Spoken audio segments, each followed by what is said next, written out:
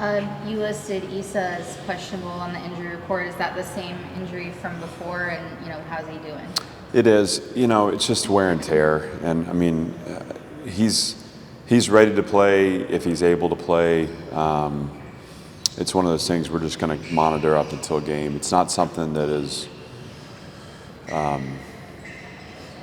It's not something that is season-ending. It's not something that mandates surgery. It's nothing like that. It's a matter of him feeling comfortable and being able to get out there and mix it up. He plays a physical game, and to play a physical game, you need to feel the right way. So I'm not overly concerned with it. Obviously, we're prepared to go without him, but I would love to see him out there just because he's such an important part of our defense and our team. And my biggest concern is just that he gets to feeling better and gets back healthy.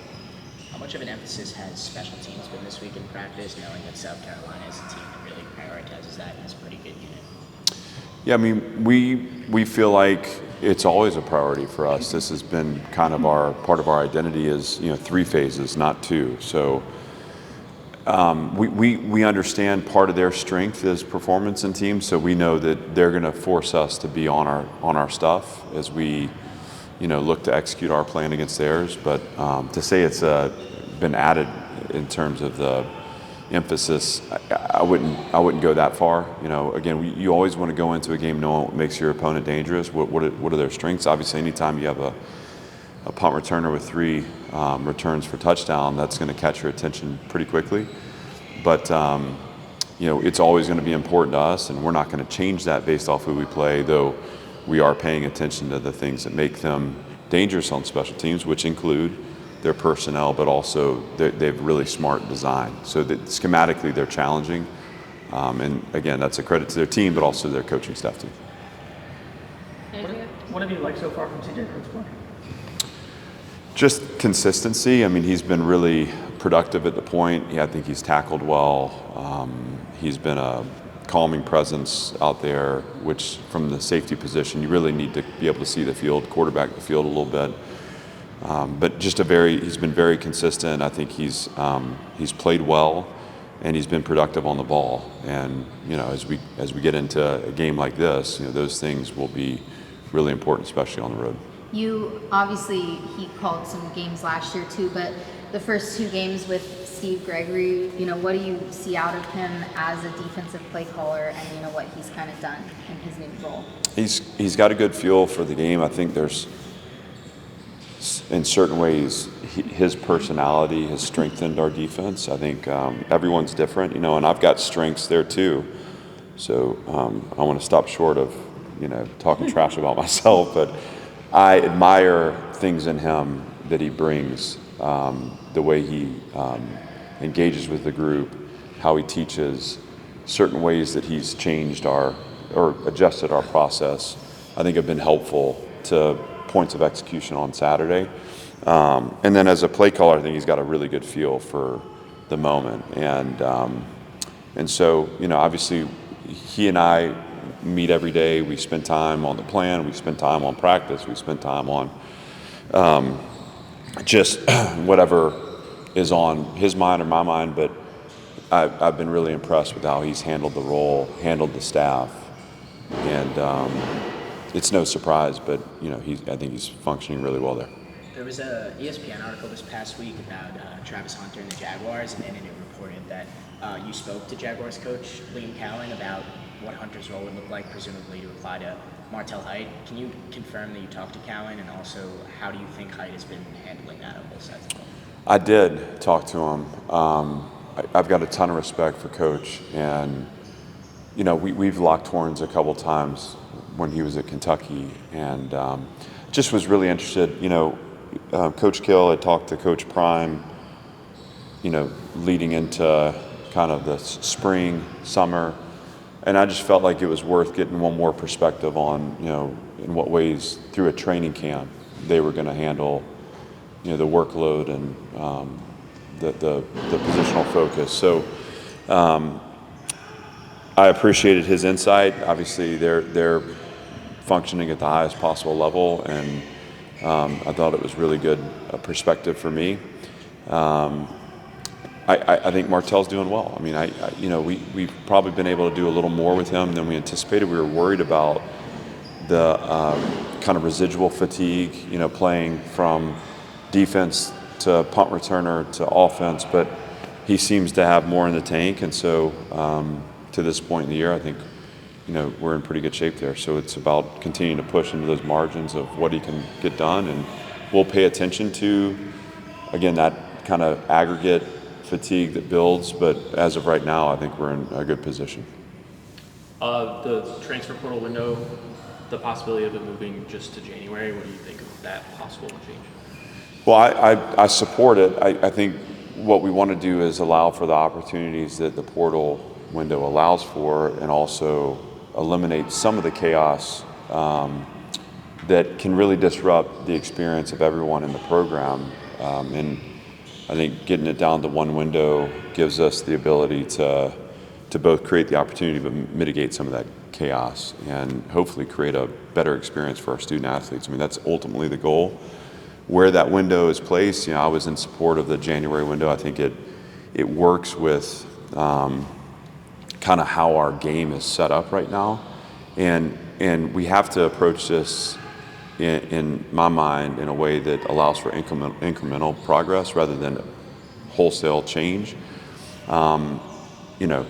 In time, does this give way to some evolved model, and do we shift the way we train our team and all that kind of stuff? Probably so. Right now, I think getting it to one window and getting that window in the winter, though it will be disruptive to a few teams, it's going to serve the game as a whole, and also create the opportunities for players to find what they need in this experience too. You guys tend to start school pretty early to start the spring semester. Is that tricky at all for you guys? Well, sure. It's something we're paying attention to. We've got such good partnership with our campus, and that starts with Candace and the relationship she's built as a student here, an athlete here, an administrator here, obviously now as the AD.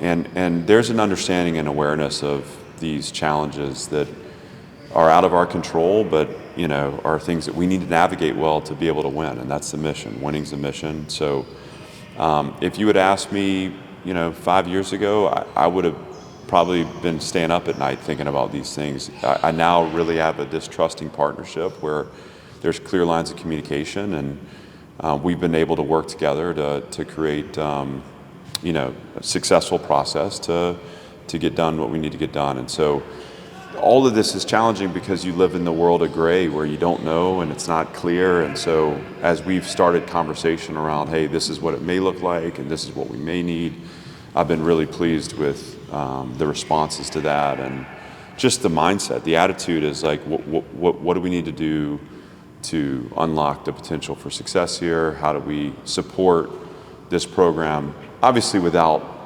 undercutting the integrity of the university or the experience of the students. That's not what we're asking, but we want to make sure that we have everything we need to set up a roster that can win in the SEC, and it's going to take that partnership to do that as we look at one window, and as that window gets pushed to the start of January, to your point, it's gonna come fast and end fast, and we need to be prepared for it, and we need to understand what the runway looks like for us to get through an admissions process.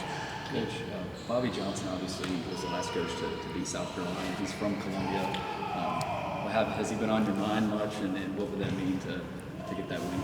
Well, Coach is on my mind all the time, and I stay in touch with he and Catherine and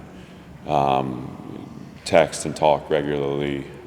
So yes to that. I mean, obviously he played a huge role in my life. The opportunity he gave me here, the experience he created for this program, and I learned more watching him in my time here deal with the frustrations of a slow building process. He never blamed the team. He always found ways to come in on Sunday and give us the things that we needed to improve upon to take control over our experience. We were never victimized here. And so certainly, anytime I go back to South Carolina, it's important because that state means a lot to Coach. you know, he was there in 21 when we were so close, you know, and I know he and Catherine, I wish that they could be there with us. You know, I wanted them to be with us, but traveling's a challenge, and I know that they'll be watching and pulling for us.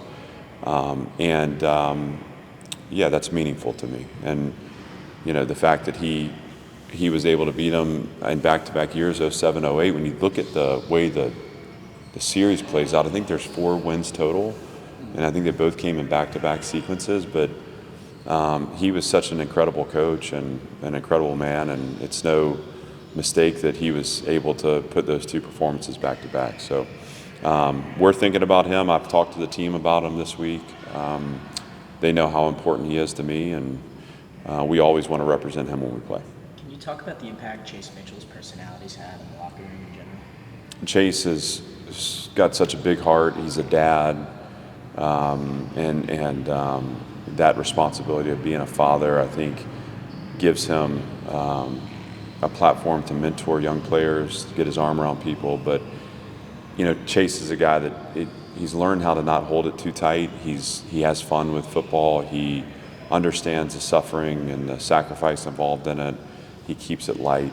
You know, I think I've seen him at times in the last year press and seem to put pressure on himself, and it just seems like he's really relaxed. And so that's allowed that personality to come out in his play performance. It's been really cool. He's a valued team member and a great teammate, and we're glad he's here. To the environment. He has become a great friend. I mean, I appreciate his interest in our program, the friendships he's built. This started, honestly, last year around the Alabama game, and the connections he's built with our players, and he's around a lot, you know, and it's a neat thing. Here's a guy who knows how to find fun in everything he does. You talk about someone who doesn't squeeze it too tight. I mean, he really has a great perspective and wisdom that he brings, and also just kind of that sense of humor and that lightness. And so he's a friend of mine. He's a friend of our team's. He's a guy that has now been at road games with us too, you know, and we appreciate that from him, and appreciate his interest in what we're doing.